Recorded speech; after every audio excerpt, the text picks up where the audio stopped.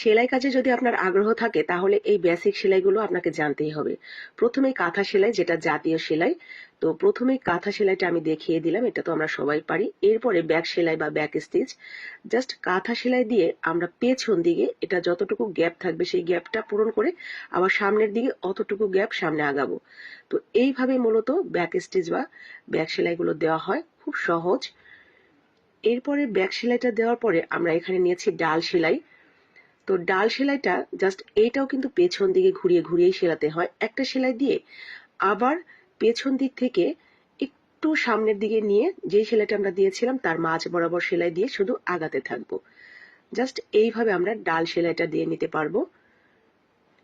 এগুলো আসলে কমন সেলাই, যেই সেলাইগুলো জানলে আপনি যে কোনো ধরনের সেলাই করে নিতে পারবেন।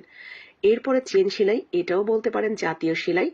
এই সেলাইটা পারে না এমন কোনো লোক নেই, তবুও আমি আপনাদের দেখিয়ে দিলাম একটু। এটা হলো চেন সেলাই। এই চেন সেলাইয়ের মধ্যেই কিন্তু বিভিন্ন প্রকার ভেদের সেলাই আছে, যদি একটা পারেন সবগুলোই পারবেন। এরপরে আছে ছেকল সেলাই, মানে যেগুলো ছেকলের মতো দেখতে হয়। এটা জাস্ট একটা প্যাঁচ দিয়ে নিয়ে সামান্য একটু দূরে থেকে আমরা সেলাইটা তুলে নেব, ছেকলের মতো হয়ে যাবে। এরপরে হলো আপনার নট স্টিচ বা গিট্টু সেলাই, যেটা সুতাটা যদি মোটা থাকে 3-4 আলের তাহলে একটা প্যাঁচ দিলেই কিন্তু গিট্টুটা অনেক বড় দেখায়। যদি এক তারের সুতা থাকে, মানে এক নরের সুতা থাকে, তাহলে প্যাঁচটা 2-3টা প্যাঁচ দিয়ে নেবেন, এতে করে গিট্টুটা অনেক বড় দেখা যাবে, মানে নটগুলো একটু বড় বড় উঁচু উঁচু হয়ে থাকবে, দেখতে সুন্দর লাগবে। তো এই তো গেল গিট্টু সেলাই। আর এটা হলো চেন সেলাইয়েরই বাঁকা বাঁকা চেন, যেটা তো সেই বাঁকা বাঁকা চেন যেখানে শেষ হবে সেখান থেকে আবার আরেকটা বাঁকা করে ধরে সেলাই করে নিলেই হলো। এটা হলো মাছ কাটা।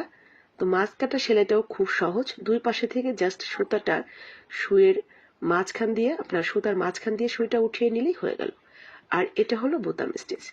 তো এই তো খুব সহজে আমি আপনাদের বেসিক সেলাইগুলোর একটু ধারণা দিয়ে দিলাম। যারা সেলাই কাজে আগ্রহী তারা সেলাই করে নিতে পারবেন, এই সেলাইগুলো দেখে শিখে নিতে পারবেন। ভালো লাগলে লাইক কমেন্ট শেয়ার করে দিবেন, যাতে সবাই এই সেলাইগুলোর বেসিকটা জানতে পারে, শিখতে পারে। আসসালামু আলাইকুম।